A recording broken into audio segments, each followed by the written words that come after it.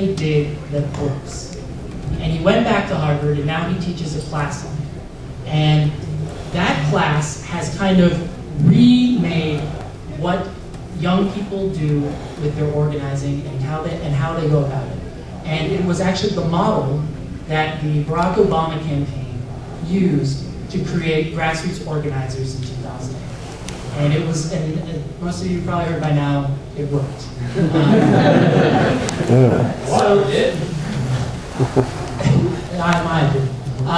So since then, there has been a group called the New Organizing Institute, and I'm gonna show you a quick video of theirs. This is on their website. They're called it's their toolbox. It is a group of materials, how-to documents, videos about how to go about in your community and change things, how to change the narrative, so that the idea and vision you see isn't the gamer with his child locked in the closet while he's ODing on level 20 of, what was it, Ever-Earth? Kingdom of Calamar. So I'm gonna play this real quick. It's a couple minutes. At the end, it asks you to stand up if you could remain seated. The thing about understanding is that once you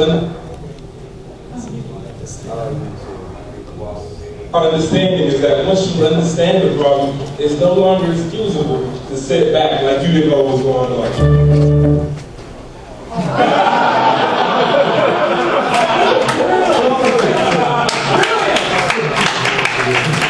Yeah, to the internet. Alright, so we're skipping that. Anyway, let's try it one more time. I learned so much from her. The thing about understanding is that. Alright, I'm gonna let it bump out. While I mention supper, anyone? I think one of the problems in the media is really latching on to doing sensational media is that our community, some of the people in the community just take the gamer thing way too far, either shying away from it, living a double life, or just getting in people's faces about it. And we need to start, we need to start by cleaning up our community, I think. I think there's a point to that. One thing that we've learned is that no one is ever convinced on the merits of an argument.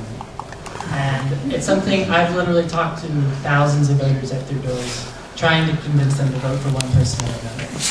And it never works when you try to convince them that they're wrong about something that they think. No one has ever been convinced that they were paying too much taxes and their taxes need to go up on the merits of that. But what they have been convinced on, and all three of these men have really kind of stressed this, is they are convinced by personal stories. They're convinced by not that their taxes are too high or taxes are too low, but one person's personal story. And it's something that has been developed in organizing called the story of self, where you don't tell them why they need to change.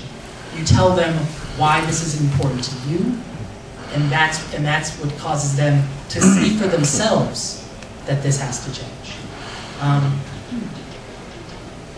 It seems like the other side of this issue has plenty of stories. They have court cases, they have exactly social media stories, and we have none. The one thing that me is that this happens before. This happened with comic books. This happened with movies. It happened with music, rap music, and everything else. Everything else, and people. And the thing is, the thing is that they survived it mostly. Is that it took people, the young people of that time, rose up and actually counted their points and actually just stated their cases. Like what we're doing right now is, with your organizations and such, is that you are telling and getting people out there and actually changing their minds. It's usually the older crowd. It's not the people who are our peers are mostly about this. It's because mostly our peers are gaming or everything else. The younger and the older ones, and the gap is closing slowly but surely with games like, say, like Wii Sports, or The Move, or everything else that is making everyone a part of this industry, whether some people like it or don't like it, the casual stuff. But these are our allies. You have to be more instructive instead of being more deconstructive and separate, which happens in ourselves. We're trying to separate the casual and the hardcore, that meaningless argument. But we have to just say we're all part of this community, and we need to really reflect that. He is correct. This is our culture's generation issue. Comic books, movies, rock and roll, everything's been the same story. I do challenge all of you now, because it always happens from the older generation who didn't get it. So when your kids or grandkids, remember this. They're gonna have something you're gonna hate and want to ban too. Just remember that it's the same. Your video games, there's gonna be who knows what. Yeah, but we had integrity. That is the full argument that goes along with this. Like, oh, yeah, well, rock and roll. It's like, well, that wasn't I was just misunderstanding. But we stood up and realized that. And now, but video games, we can't have those. By the way, who says they get it easy? I want to go back to what I was talking about. And So the extra credits too, right? Yes. Because I think that's the most important thing we take from here today. Is we're all fired up. We want to get something done, but it's about what we were talking about earlier about changing the narrative, changing how it works. And for me, try to boil it down to a minute. Why are you a gamer? I like playing video games. But it's more than why did you like playing video games. It's like to melee people and teabag their corpse. But you need to leave, sir. No, I'm kidding. That should not be the message we take forward to the media. So I'm just going to give you guys my own story of self. It only takes a minute. When I was a kid, I had 8 brothers and sisters. Oh wow! And I was always struggling to get attention in school and within my family, and it never really clicked. And so I kind of became introverted and came into myself. And I found, myself playing a lot of video games because it was something that didn't judge me. It didn't, it was there and it was comforting to me. And for me, it was something that helped me get through high school and get into college and do well. And when I finished, I met a wide range of other people who had the exact same story. And places here like MagFest are full of these type of people that it got them through tough times. It gave them countless hours of enjoyment.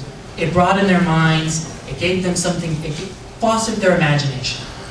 And so for someone to come and tell me that video games are wrong, or a toy, or a game, or some irrelevant thing, and that we're all losers again, and say no. It's an important thing to people, and it's important to me. So if the media's going to come and tell me, no, you can't have this, then I'm going to fight back. And I'm going to keep fighting back until we win. And so that's it for me. And I hope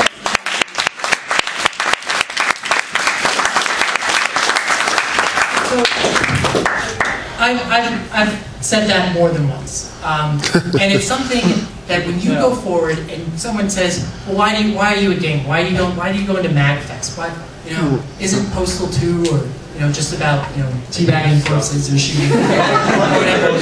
You have to relate it back in a personal narrative. And more than anything, when you go forward talking about this with other people, please take that with you. I get someone's hand right here. I think it's important that when we see this and we're around people who don't understand it, we explain it. And it's important to remember not to be hostile, because hostility never changed anybody's mind, but come forward as an understanding party where if you see someone make a stereotyped observation about a gamer, politely correct them. And maybe if it's the first time they've been corrected, they'll look at you like, "Yeah, right, kid," or "Yeah, right, old man," because as you say, the average gamer is 34. But if they keep getting polite corrections from everyone who's ever told them on their crap, eventually they're going to say, "Well, the whole world can't be wrong." Well, Right. Going back to what you just said about corrections. Dealing with a community where I come from, there's a lot of the generation that basically is in their 50s and 60s that basically watch these media representations, and they're set in their ways. There's no way of basically changing them. Even if you show them the games and everything, it's still going to be the argument. Now to counter that is what you just said. Is basically give them the politely discussion or whatever. But then they're going to turn hostile as well after a while, and now those end up looking like the fools. Yeah, exactly. It's I would disagree with you about the Hold on, generation. we have 5 more minutes. So just, Right. Changing your opinion. My mother is one of these. She never understood my hobbies. She doesn't have to. She just kind of said, one day, this is my personal story, how to relate and how I got my mother to see this other side. I used the word she thought I didn't even know how the meaning of it. And I have to seriously thank Final Fantasy for all these words that made me read, made me get interested in reading. She said, "Where'd you learn that word?" I go, "This game." She says, "No, you didn't." I go, "Yeah." It's like, I don't really know what it means, but I can gather from reading the rest of the sentence what it meant, and I could figure out how I used it. And she was like, "No, you didn't." I go, "Yeah." She says, like, "Did you actually look at this game when I've been playing it?" She says, "No." She says, "Maybe you should look at it and see what I'm doing." And she did. And then she changed her mind, saying, "Oh, maybe these aren't just a waste of his time. Maybe these aren't, harmful for him." And she changed her mind. Now, I can't say my mom's one of those that watches Fox News all the time, because I don't think she does. I could be wrong. I don't live at home anymore. But she's intelligent enough to say, "I don't like what's going on here," and tell me about that. But to follow up on my point or whatever, I didn't necessarily mean your mom per se. There are some people that are in older generations. My father, for example, is one of those as well, because I kept explaining to him as well the merits of video games, and he's a lawyer. That's the thing. You kept at it and you changed his opinion. Right. We can change anyone's opinion. We just keep it as these personal stories that Chris has been talking But there's about. sometimes when these personal stories won't, and it's like the personal stories will only get you so far. Yeah, they're more than personal stories. They're personal Right, stories. exactly. And there's a lot of evidence and things coming out. The military. Does the military say games are bad? No, being of it, if I may interrupt for a minute, They made the games and they're changing their technology so they're more familiar to So I'm a gamers. psychologist. I teach a course on psychology of video games. No, I'm just going to say as a military person. Hundreds of those testimonies that are trying to go out, and change the world.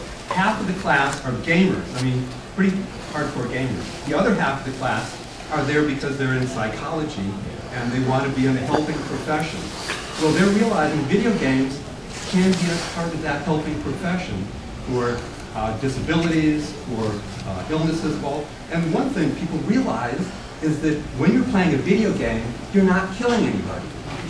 You're actually not killing a human being, unless, of course, you're controlling a drone over Afghanistan, which I'm opposed to. we only have no time for I'd like to say one other thing. I'm doing research on violent acts in video games, and I have a website, and I'm trying to collect data. Basically, what we've shown so far is that the horror value of violent acts, is worse on the news channels you just showed. When they show those things on the news, they're more violent and horrifying than they are in film.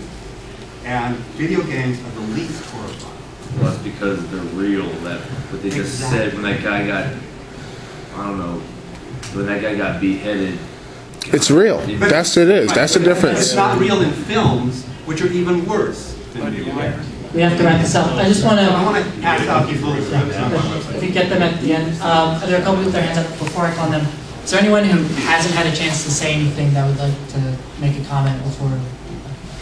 I think that it's kind of a sad fact, but every stereotype is a little bit based in truth. And I think video games, I just don't have a lot of connotations with it. They're not good or they're not evil. They're just tools. It's what you do with them yourself. You got to take some personal responsibility for how you use video games, and then that will be, I think, the biggest part about how the community perceives it.